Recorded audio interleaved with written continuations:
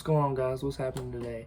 I just wanted to make a quick little video here. I was sitting there reading my Bible. I was actually reading in First Kings, and I have a little journal here that I write notes and stuff in. And as I was sitting here praying and reading on what I had written down, I thought that I could actually make a video out of this. So a lot of this video will be me just kind of reading off what I've already written.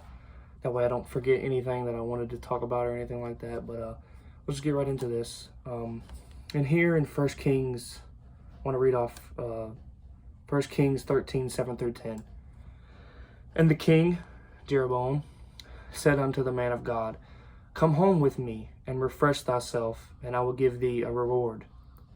And the man of God said unto the king, If thou wilt give me thine house, I will not go in with thee, neither will I eat bread nor drink water in this place.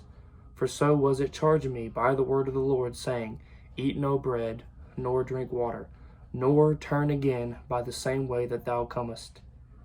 So he went another way, and returned not by the way that he came to Bethel.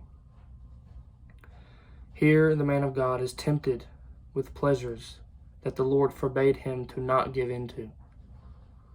Hospitality that the Lord told him not to take. A place, a path to go/walk, the Lord said to not go. He did good by refusing, politely saying no, and went on another way, another path which the Lord laid out. You see here we have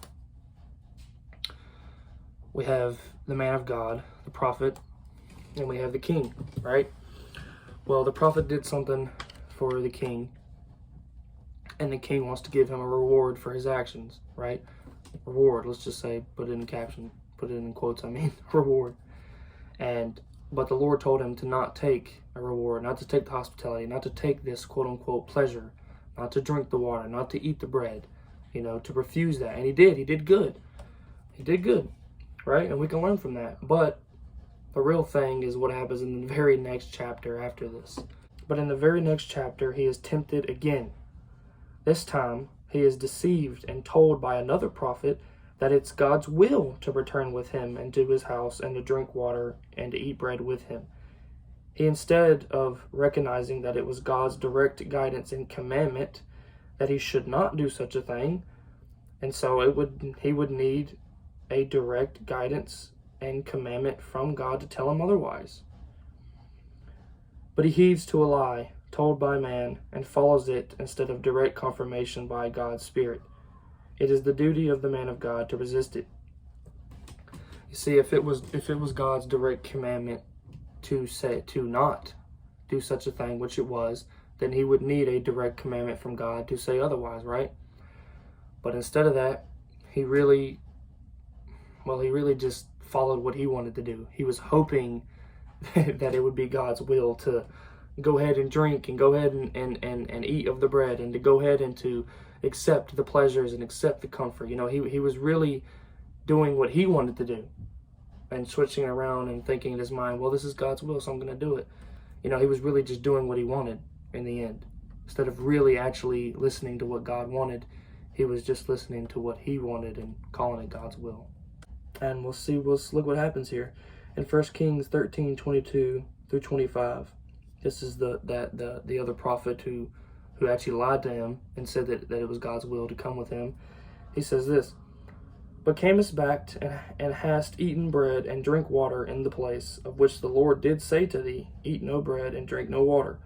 Thy carcass shall not come unto the sepulchre of thy fathers. And it came to pass, after he had eaten bread and after he had drunk, that he saddled for him the ass, to wit, for the prophet whom he had brought back. And when he was gone, a lion met him by the way and slew him, and his carcass was cast in the way, and the ass stood by it, that's a donkey. The lion also stood by the carcass, and behold, men passed by and saw the carcass cast in the way, and the lion standing by the carcass. And they came and told it in the city where the old prophet dwelt. So he went to the man's house, he drank of the water, he ate of the bread, which was God's exact will to not do. And what happens is he leaves, and a lion kills him and eats him. And men walk by, and they see it. They see his dead body. They see the lion. They see the donkey sitting there. And they know by that that God had done this, that the man didn't follow God's will, because the lion didn't even eat the donkey, he just ate the man. So God enacted judgment on him, and he became a warning to others. And I find this interesting because I find an interesting parallel in Proverbs 22:13. The slothful man saith, there is a lion without, I shall be slain in the streets. And Proverbs 26:13 says, the slothful man saith, there is a lion in the way, a lion is in the streets. Those are actually two of some of my favorite verses. You see, difficulties are challenges to the diligent, but they're excuses to the slothful. Adversity means a little bit more effort to the diligent, but it quickly defeats the slothful.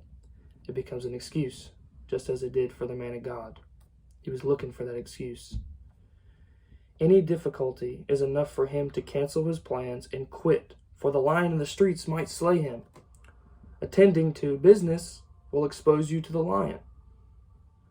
The man of God didn't heed the warnings of God. He didn't heed the word of God and fell to the lies of man. And in an indirect and direct run from pain, he chose pleasure, which brought to him much, much worse pain. In this instance, it was death.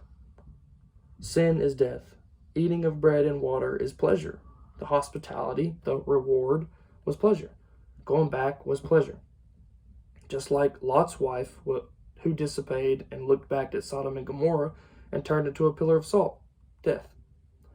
The man of God would have avoided death and the punishment and the becoming nothing more than a warning to others if he would have rejected the pleasure and moved forward only heeding to the true word of God and faced head-on the pain, the thought to be lying in the streets.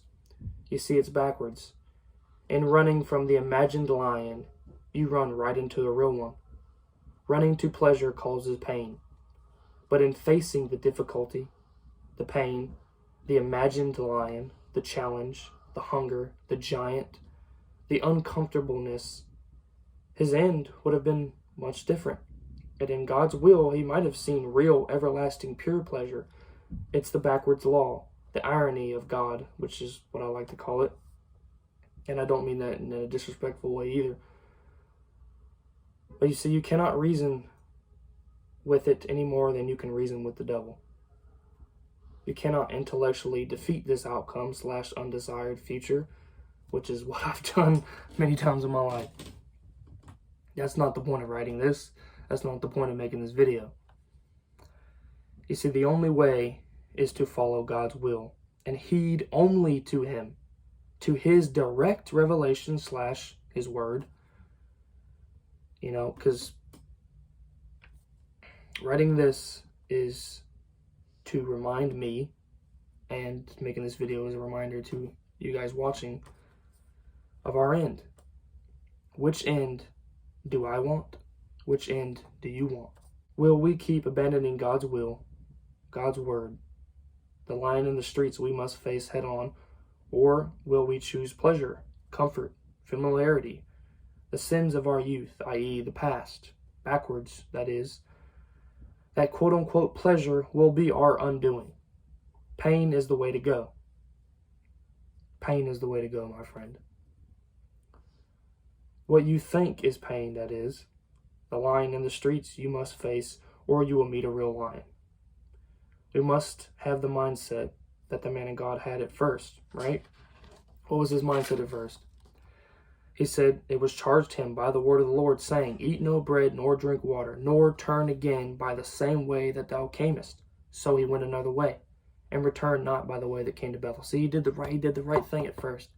He said, no, I'm not going backwards. I'm going forward. I'm listening to what God told me. God told me not to do this.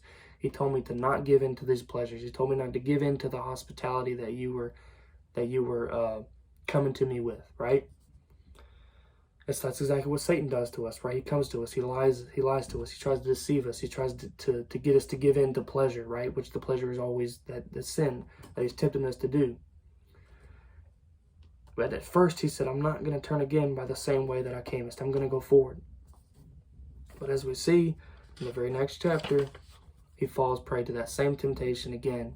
That he gives in to the very thing that he actually wanted to happen, right? That was the sin on his part. And what happened? He ended up getting slain by a legit lion, a real lion. The lion in the streets we must face, or we will meet a real lion. We must have the mindset that the man of God had at first. We must go on another way. We must not turn behind. We must not turn backward. We must not look backwards, but we must go forward. We must get up from wherever we have fallen and seek the Lord's face and stay on the straight and narrow.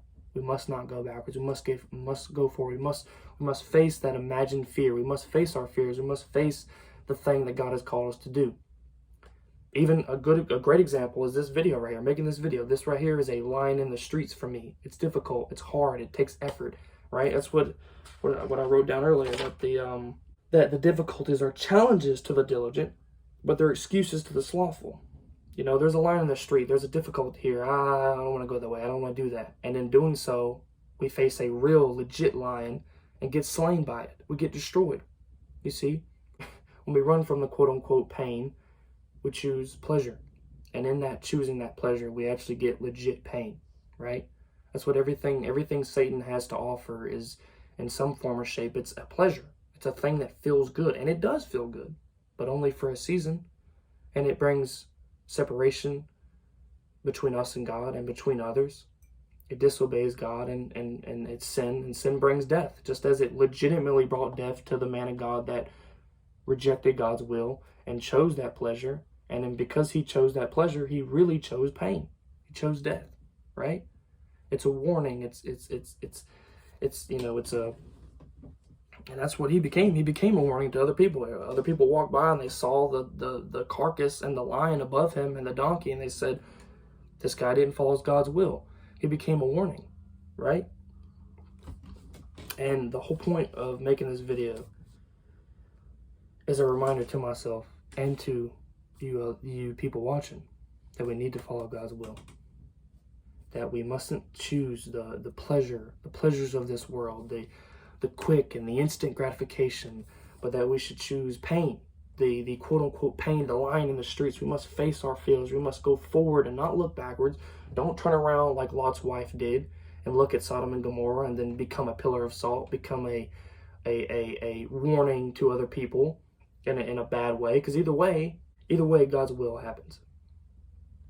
It's either we're walking the path that we're supposed to walk, and we're getting the blessings from God, and we're helping other people, and we're following his will, and it's good. Or we disobey God's will, and we become nothing but a byword. We become nothing but a warning to other people. We become nothing but an example of what not to do. And that's the question, right? Do we want to become an example of what not to do, or do we want to become an example of what to do, right? Do we want to choose that pleasure and really just live a life of pain, or do we want to choose that pain, facing the lion and getting real, pure, good pleasure from God, right? Because when you follow God, you get the fruits of the Spirit, right? Joy, love, and peace, right? You get those things. It's just automatic, right? You can't bring them about. You can't force them about. You can't do it. It happens only by following God. So that's my question, right? Pain or pleasure? What are we going to choose, right? It's like when you go to the gym, right?